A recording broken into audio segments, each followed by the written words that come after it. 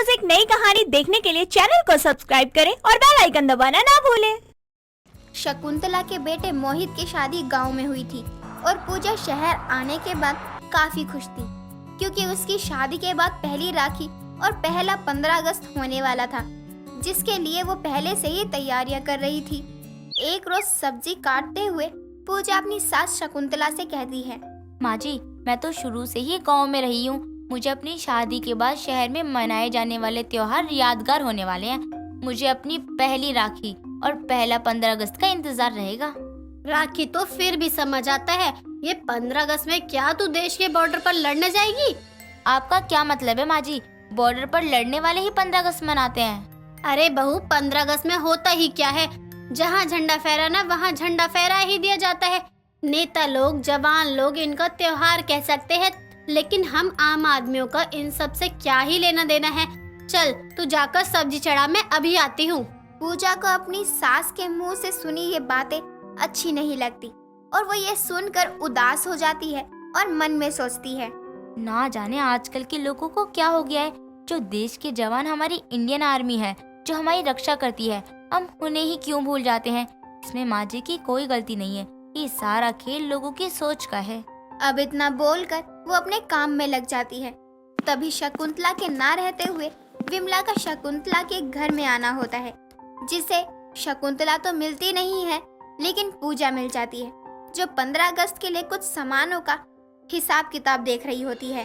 शकुंतला की बहू, शकुंतला नहीं है क्या? और तू ये क्या हिसाब किताब लेकर बैठी है? नहीं नहीं आंटी जी, माँ जी तो मार्केट गई हैं। आप बैठिए। और ये तो 15 अगस्त की तैयारियों का सामान है, उसी की लिस्ट तैयार कर रही थी। 15 अगस्त? मुझे लगा राखी की तैयारी चल रही होगी। वैसे 15 अगस्त को क्या ही करेगी? अरे आंटी जी, वो तो हमारे आज़ादी का दिन है। उस दिन ही तो खासकर हमें इसका हिस्सा बनना चाहिए। और आपको मोदी जी का इस बार का अभियान याद नहीं है क्या? मेरी माटी मेरा देश, जिससे सभी देश की पवित्र मिट्टी को हाथ में लेकर शपथ लेते हुए अपनी सेल्फी को वेबसाइट पर अपलोड करनी है। लगता है तू शकुंतला की बहू पागल हो गई है। अब ये सब करने की हमारी उम्र थोड़ी है जो ये करने बैठेंगे।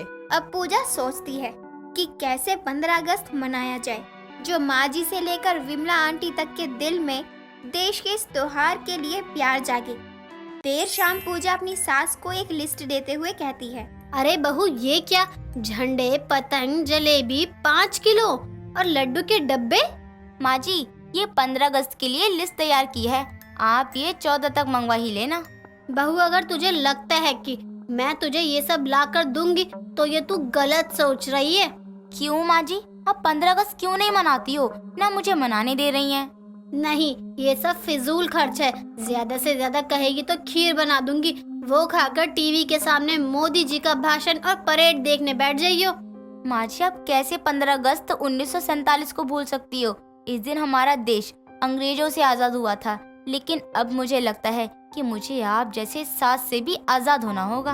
ठीक है, जा, तेरा दिल जो करे वो कर। मुझे और भी काम है। ना जाने मैं कहां से गांव की गवार बहू ले आई, जी का जंजाल बनी हुई है। अब पूजा खुद से ही कुछ करने का जुगाड़ लगाती है और 15 अगस्त की चोरी छुपे तैयारियों में लग जाती है और 14 अगस्त को ही सारा सामान अपने कमरे में लाकर रख देती है। और 15 अगस्त वाले दिन यानी अगली सुबह ही शकुंतला के उठने से पहले पूजा 15 अगस्त की तैयारियों में लग जाती है।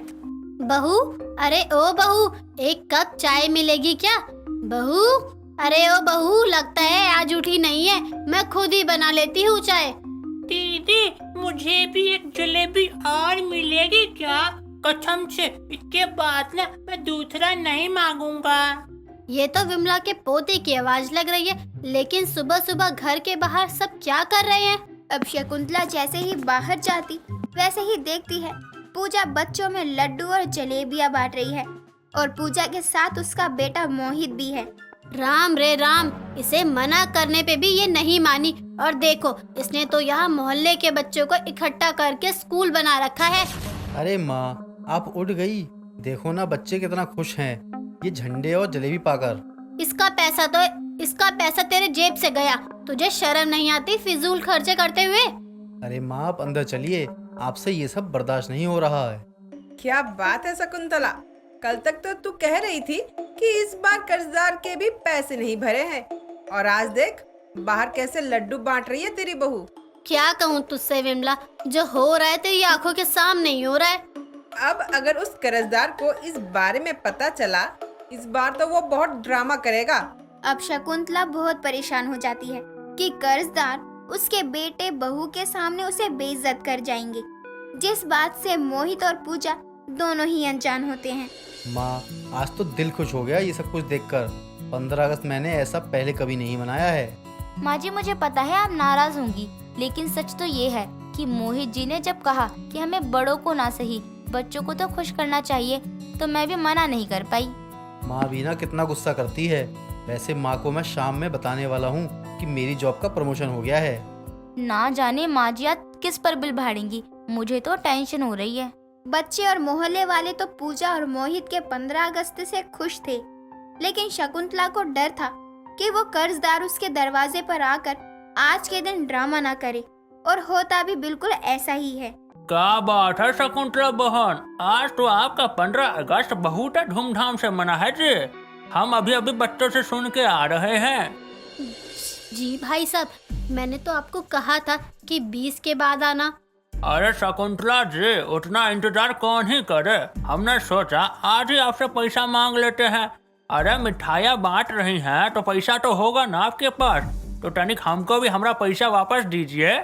जी मैं आपके सारे पैसे दे दूंगी, अब आप यहाँ से जाइए। मेरे बेटा बहू यहीं पर है घर में।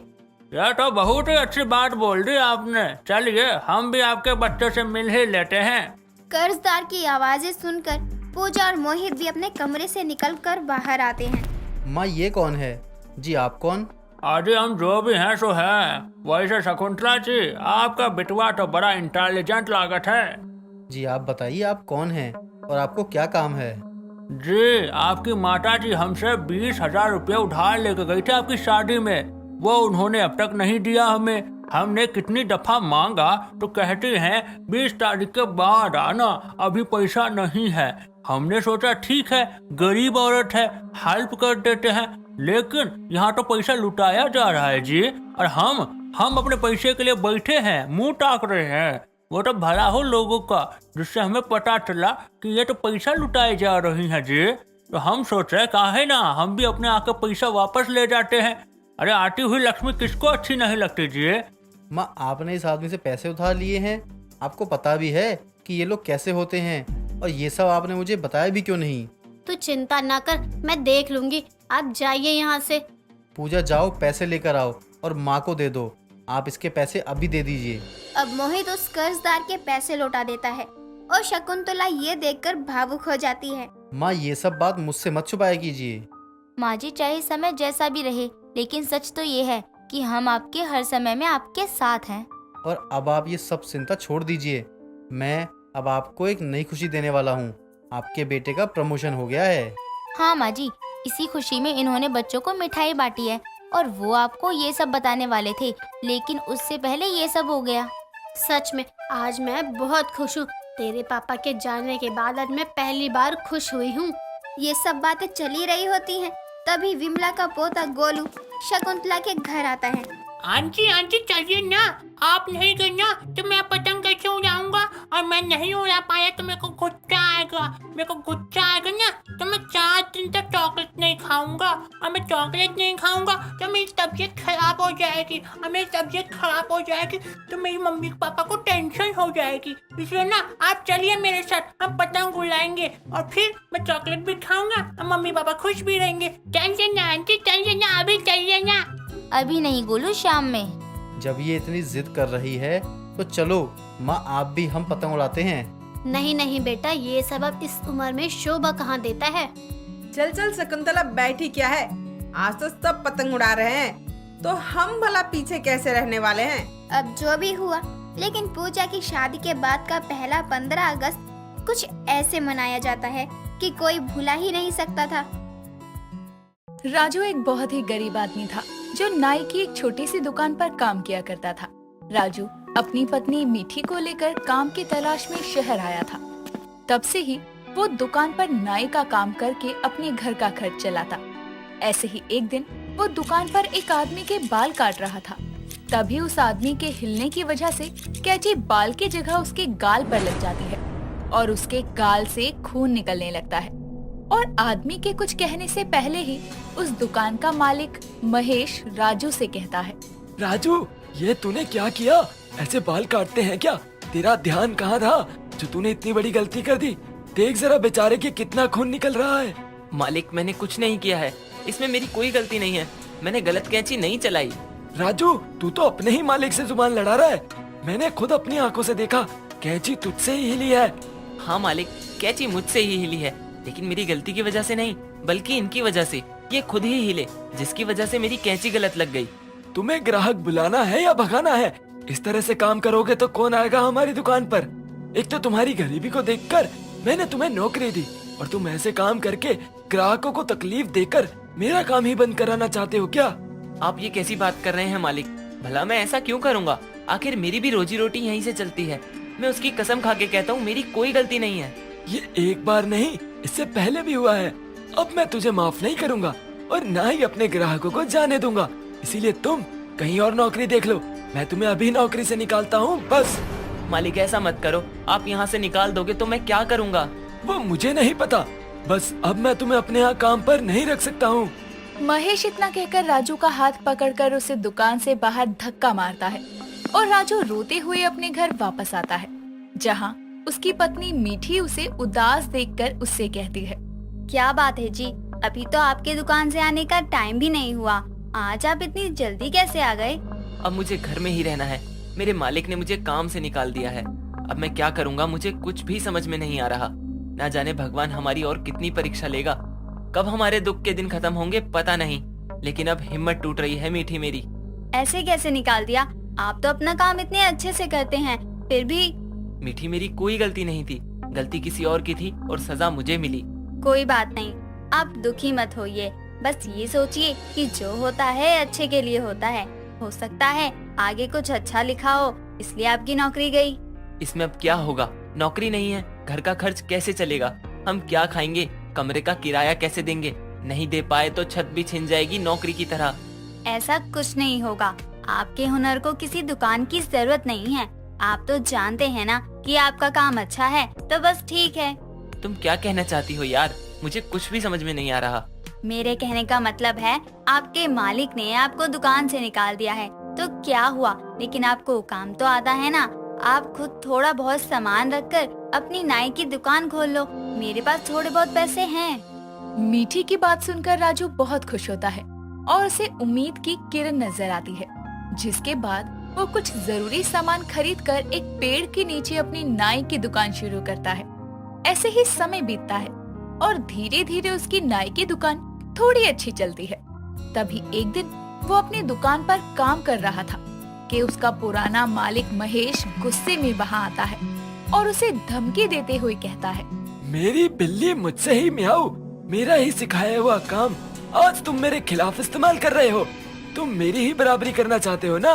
मालिक, मैं कहाँ आपकी बराबरी कर रहा हूँ, मैं तो बस अपना काम कर रहा हूँ। तुम्हें पूरी दुनिया में बस यही काम मिला था, कोई और काम कर लेते। मेरे सारे ग्राहक तुम अपनी इस छोटी सी दुकान पर बुला रहे हो। मालिक, इसमें मेरी क्या गलती है? मैं आपके ग्राहकों को जबरदस्ती तो अपने पास नहीं बुला रहा हूँ ना। मैं आपकी दुकान पर इतने सालों से यही काम कर रहा था। लोग मुझे पहचानते हैं इसलिए आ रहे हैं। मैं तुम्हारी सारी चालाकी अच्छे से समझ रहा हूँ। अभी भी टाइम है, प्यार से समझा रहा हूँ। जितना जल्दी हो सके अपनी ये सड़क छाप नाई की दुकान बंद करके अपनी पत्नी को लेकर यहाँ से गाँव रवाना हो जाओ, वरना अच्छा नहीं होगा तुम्हारे लिए। मैं कहीं नहीं जाऊँगा मालिक, आपकी धमकियों से डरकर। मैं इतनी दूर शहर में कुछ काम करने के लिए, कुछ बनने के लिए आया हूँ, वापस जाने के लिए नहीं। मैं भी देखता हूँ तू कैसे नहीं जाता है। मैंने गलती करी जो तुझे अपने यहाँ काम पर रखा। महेश गुस्से में इतना कहकर वहाँ से चला जाता है और राजू फिर से अपने कामों में लग जाता है। महेश गरीब राजू की नाई की दुकान हटाने का हर तरीका अपना लेता है, फिर चाहे उसको गुंडों के हाथों पिटवाना हो या लोगों को कहकर उसकी दुकान पर तोड़ फोड़ करवाना, लेकिन हर बार वो नाकामयाब होता है। ऐसे ही कुछ समय और बीतता है। तभी एक दिन दोपहर के समय राजू अपनी दुकान पर अकेला बैठा था। तभी वहाँ एक आदमी हेयर कटिंग के लिए आता है और राजू को देखकर कहता है, आप ही हैं राजू नाई? जी मैं ही हूँ, लेकिन आप मुझे कैसे जानते हैं? वो मेरा एक दोस्त है जो अक्सर आपके यहाँ हेयर कटिंग के लिए आता रहता है। उसी ने मुझे आपके बारे में बताया कि आप काफी अच्छी हेयर कटिंग कर लेते हैं। मैं तो बस अपना काम पूरी ईमानदारी से और दिल से करता हूँ, ये सोचकर कि दिल से किया गया कोई भी काम कभी बुरा नहीं होता और मेरे लिए कोई भी काम छोटा बड़ा नहीं है। आपके काम के बारे में तो लोगों से सुना ही है, लेकिन आज आपसे बात करके ये भी पता लगा कि आप दिल के भी बहुत अच्छे इंसान हैं। आप भी एक अच्छे इंसान हैं, वरना एक गरीब नाई से इतनी देर तक खड़े होकर बात नहीं करते। अगर आपको एतराज ना हो तो मेरे बालों की कटिंग करते करते अपने बारे में कुछ और बताइए। जी जरूर, क्यों नहीं। राजू उस आदमी के बालों की कटिंग करते हुए अपने जीवन के बारे में और काम के बारे में, उसकी शुरुआत से लेकर अंत तक की सारी दास्तान बताता है, जिसे सुनने के बाद वो आदमी राजू से कहता है, तुम्हारी सारी बातें सुनने के बाद मुझे ये तो पता लग गया कि तुम जितने दिल के अच्छे इंसान हो उतने ही ईमानदार भी हो और काम भी अच्छा कर लेते हो। बस थोड़ा कुछ और नया सीखने की जरूरत है, इसीलिए मैं तुम्हें एक ऑफर देता हूँ। मेरे दोस्त का एक सैलून है, अगर तुम वहाँ नौकरी करना चाहो तो मैं लगवा सकता हूँ।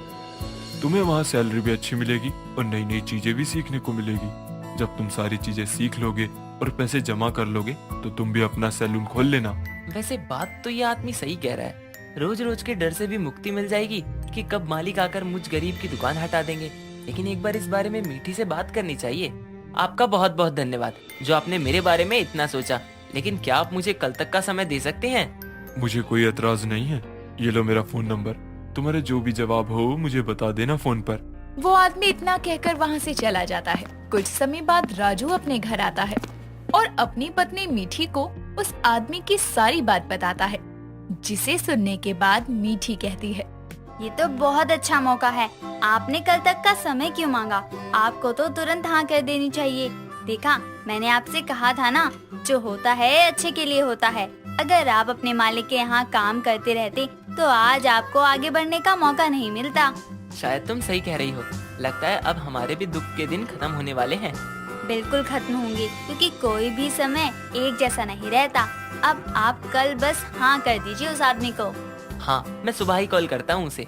अगले दिन राजू उस आदमी को कॉल कर सलून में काम करने के लिए हाँ करता है, जिसके बाद वो आदमी राजू को अपने साथ ले जाकर अपने दोस्त से मिलवाता है और उसे सलून में नौकरी दिलवाता है। ऐसे ही समय निकलता है। समय के साथ अपनी मेहनत के बल पर वो जल्दी ही सारा काम सीख लेता है और कुछ ही समय में खुद का सलून खोलकर मालिक बनकर बैठता है और इस तरह से एक गरीब नाई वाला एक सलून का मालिक बनता है। दोस्तों, अगर आपको ये कहानी पसंद आई तो इसे लाइक करें, शेयर करें और कमेंट करके बताएं कि कहानी में आपको सबसे अच्छा क्या लगा।